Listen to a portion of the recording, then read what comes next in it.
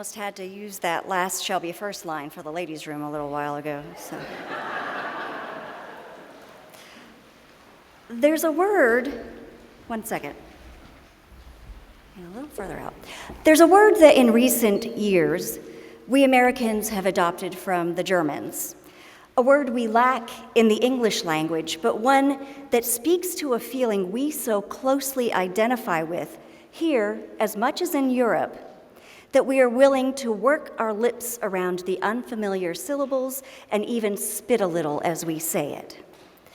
It's a word that describes a feeling we also often see in biblical passages, from the Psalms all the way into the New Testament. That word is Schadenfreude. It's a composite of two words, Schade, or harm, and Freude, or joy. Put together, and those of you who are fans of racy puppet musicals will already know this, Schadenfreude means happiness or joy at the misfortune of others. I'm bringing this word up for a couple of reasons. The first is because I just heard some advice that we should cross out whatever title our biblical editors have given each gospel segment, because these titles will taint your reading of the passage with the editor's own interpretation right off the bat. The advice is to instead give each passage your own title.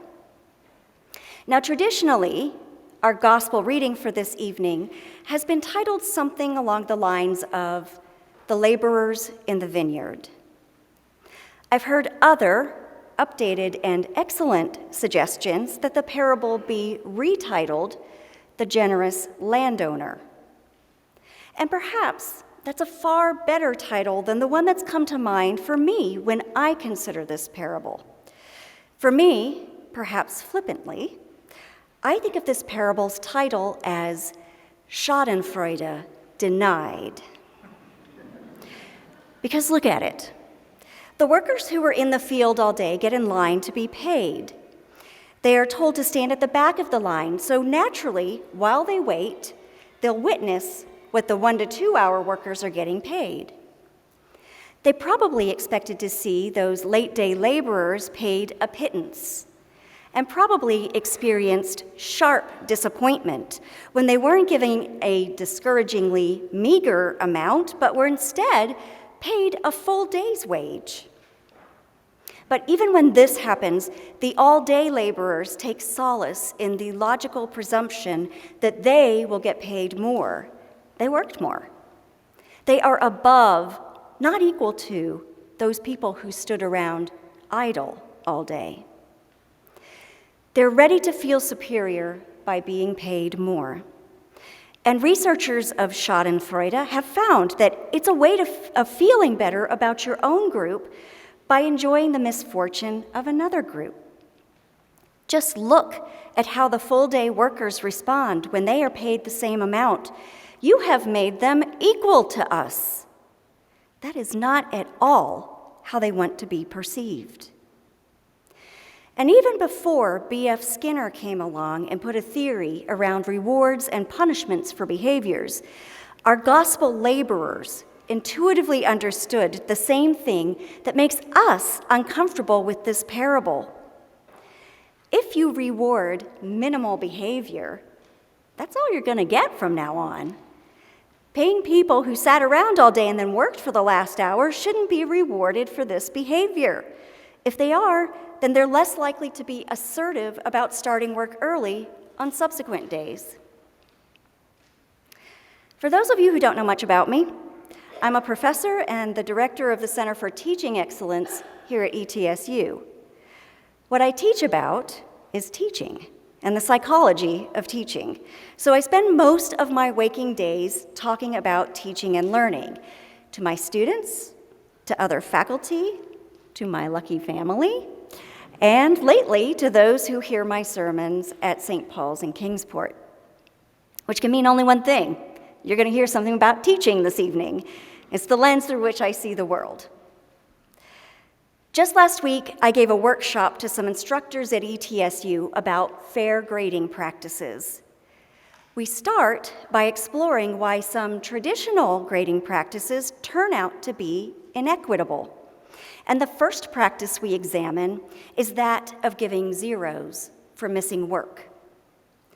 For starters, an issue with zeros is that a zero is likely not representative of what a student actually knows about a subject. So it's not communicating the truth of what a student has learned. But perhaps more egregiously, if you're averaging grades and using a 0 to 100 grading scale where an F is 59% or below, a 0 disproportionately weights the failure to a point where student success can be eliminated with one missing assignment. We then examine a case where a student has made several A's but 1 0 for a missing assignment.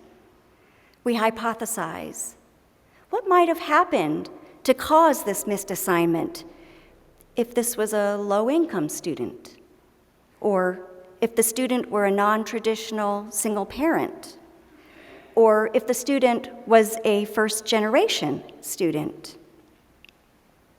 It turns out we can think of many reasons why a deadline might be missed, because we've so often been there ourselves. And so we begin to see giving zeros in a new light. The detriment with a 0 is that it can become a hole that students feel they cannot climb out of. 1 0 might lead a student to give up, even if success were still possible, because they just can't see it from here. They might not try as hard, or might simply check out for the rest of the semester. If the class was one for their chosen major, they might decide the major wasn't for them, or that college isn't for them. There are a number of radical solutions to the problem of zeros, but one of the simplest is this: minimum grading. All Fs below a 50%, including zeros, get no less than a score of 50. Calculating case examples shows that this method helps those who have just a few missed assignments, those who are generally performing well but need a little grace.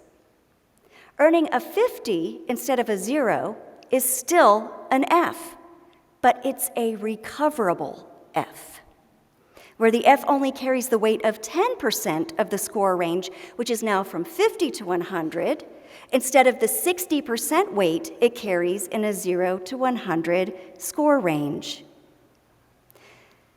Some faculty are still resistant. Is it fair, they ask, to give someone 50% for work they didn't do? Is it fair to the other students who did the work? They are grumbling on behalf of the vineyard workers. What this practice does is give people hope. And that's what the generous landowner did for the workers in the vineyard. Give them more than they were expecting. Keep them from the despair of a day when too little was earned. But let's come back to our original concern about this gospel. Paying a full day's wage for those who worked just an hour or two is rewarding those who are lazy, idle, taking advantage of the system. But was that true in our parable? Even our landowner presumes it is in his question to them at 5 o'clock that day. Why have you been standing here idle all day? Notice that their response isn't, oh, we didn't feel like working in the hot sun, or we slept in because we were tired. It was because nobody has hired us. So, who gets hired last? Probably it's those who have early day conflicts getting to the job pool late, or those who have other challenges.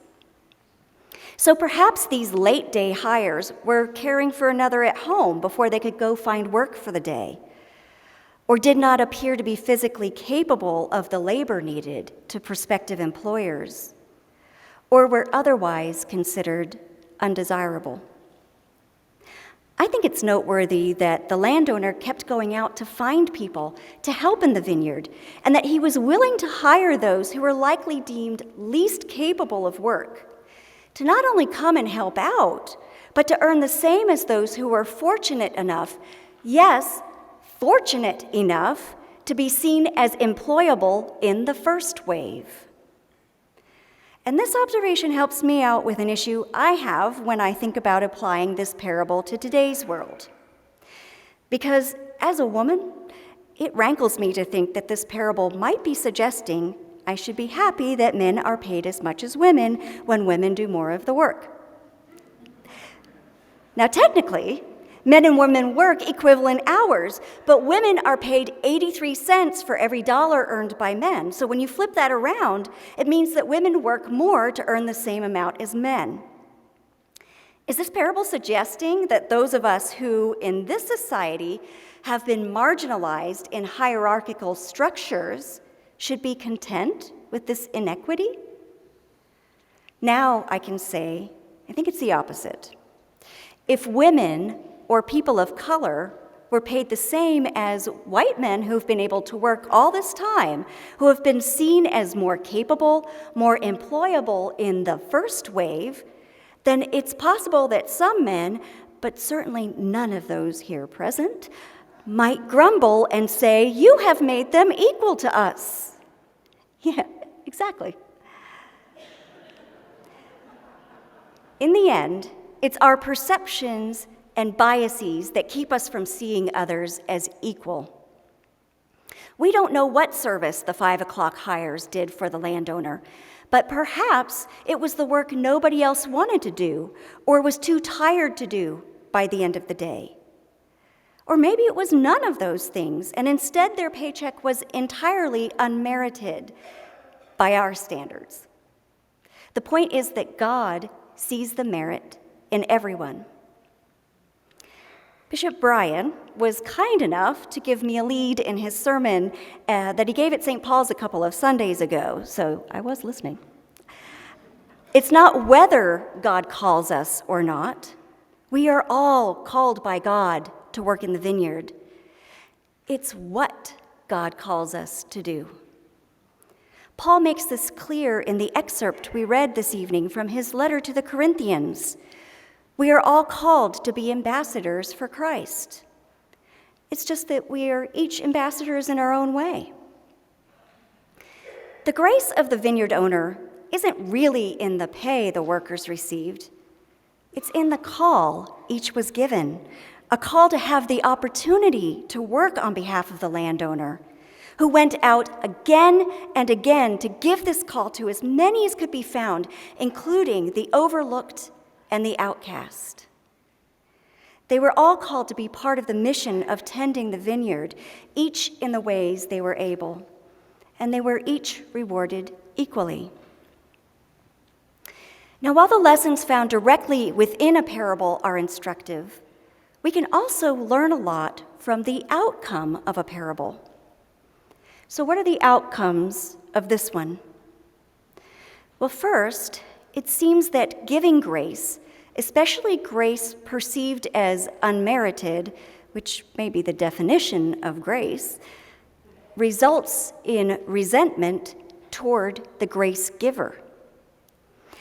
I don't think those full-day workers were appeased by the landowner's explanations, and neither are people today when policies suggesting grace are proposed. Look at the angry counter-arguments that arise when we talk about amnesty for undocumented immigrants, debt forgiveness for college loans, or, dare I even mention it, universal basic income. We tend to think that those people deserve less than us, particularly if we went through some hardship to get it, and will resent the party that gave out a freebie to the undeserving. Corner me at our social hour this evening, and I'll tell you how giving even a tiny bit of grace can result in being mildly assaulted with a shopping cart. It's a good story. And that leads to another outcome we might infer from this parable. Handing out grace can cause division among people. Grace suggests we are equals, whether we perceive it that way or not. And most of the time, we don't. This parable really pulls back the curtain to reveal who we truly are and who we are called to be instead. I said earlier I had 2 reasons for bringing up the word Schadenfreude, but so far I've really only talked about 1. The second reason I brought it up is because you can find a lengthy explanation of Schadenfreude in Wikipedia, but you can't find any entry for a counterpart to it. Originally, no such word existed in German or anywhere else in the Western world. The feelings it encapsulates are just so rare. It turns out there is one now, but it's a German pseudo-word created by people who felt the lack of it. Freudenfreude, happiness at the good fortune of others. I might suggest that in addition to the comfort we can receive from the gospel in knowing that God will continually seek us out and call us to be Christ's ambassadors in the ways we are best able to do so, we are also challenged to change, to become new. Part of that call, part of being Christ's ambassador, is to begin learning the ways of Freudenfreude. Perhaps it's time to learn how we can turn to our neighbor who has unexpectedly been given a stroke of good fortune, and rather than be envious of them or resentful that they've received what we worked or waited for, we can instead celebrate them as equals and share in the joy that they too are part of our vast and diverse family of God. Amen.